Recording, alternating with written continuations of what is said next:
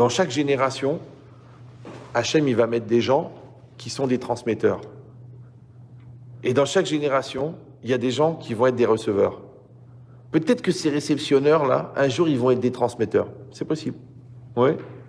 Le problème, que celui qui t'a transmis, il a assez de pédagogie pour te transmettre vraiment la Torah, et que toi, ce que tu as reçu, c'est vraiment la Torah.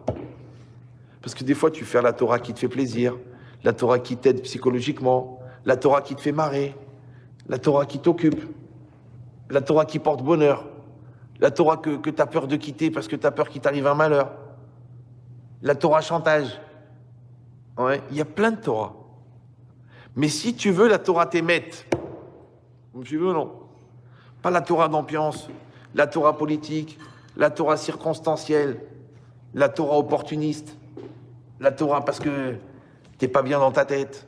Si tu veux pas toutes ces Torahs là de substitution, ouais, tu veux la vraie Torah. Si tu veux la vraie Torah, il faut aller chercher la Torah à l'origine.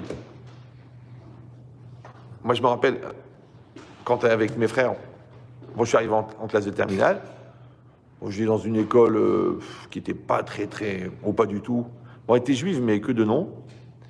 Et puis, on était en pleine teshuva et tout ça. Et j'ai voulu rentrer dans une institution qui était très religieuse et on étudiait toute la matinée la Guémara. Et le Rav de là-bas, il m'a dit, pourquoi vous êtes venu ici? C'est vrai, à 1 heure de Paris, dans un internat où on sortait une fois toutes les 4 semaines, en pleine campagne, avec des bœufs, c'était pas évident. Alors j'ai dit, parce que je veux la Torah du Har Sinaï. Vous me suivez ou non? Je veux pas une Torah politique, je veux pas une Torah d'ambiance, je veux pas une Torah qui va te faire porter un uniforme, je veux pas une Torah qui va te faire porter un drapeau, je veux pas une Torah qui va t'assimiler à un rabbin. Je veux la Torah du Sinaï. Dites-moi qu'est-ce qu'il y avait au Sinaï. Après moi, je déciderai si je veux que ça soit ambiance, politique, soutien psychiatrique, appartenance à un groupe, quelque part même rentrer dans une secte. Moi, je déciderai si j'ai besoin de ça. Ça me fait plaisir d'être dans le troupeau. C'est vrai que le zèbre, quand il est au milieu du troupeau, il a moins peur des tigres qui se baladent. Il a moins peur des lions. Mais grâce à Dieu, j'avais pas ce genre de problème psychiatrique. Donc, je voulais pas ça. Je voulais, écoutez, moi j'ai une autonomie au niveau intellectuel, j'ai une autonomie au niveau psychologique. La vérité, j'ai pas besoin de la Torah. C'est une Torah de psycho, une Torah de bien-être, une Torah de... J'ai pas besoin. Moi, j'ai tout ce qu'il me faut, j'ai bien réfléchi dans ma vie, j'ai pas besoin. Par contre, ce que j'ai pas, et ça je peux pas l'avoir tout seul, j'ai pas le message divin.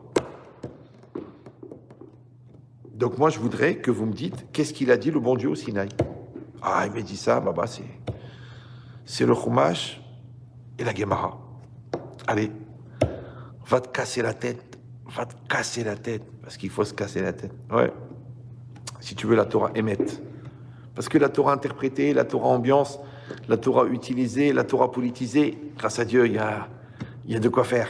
Vraiment, on est des fabricants de substituts de Torah, un peu comme les substituts de crevettes. Ouais. Mais si tu dis, je veux la Torah pure, il faut aller la chercher à la source, à la yeshiva. Il n'y a que là-bas.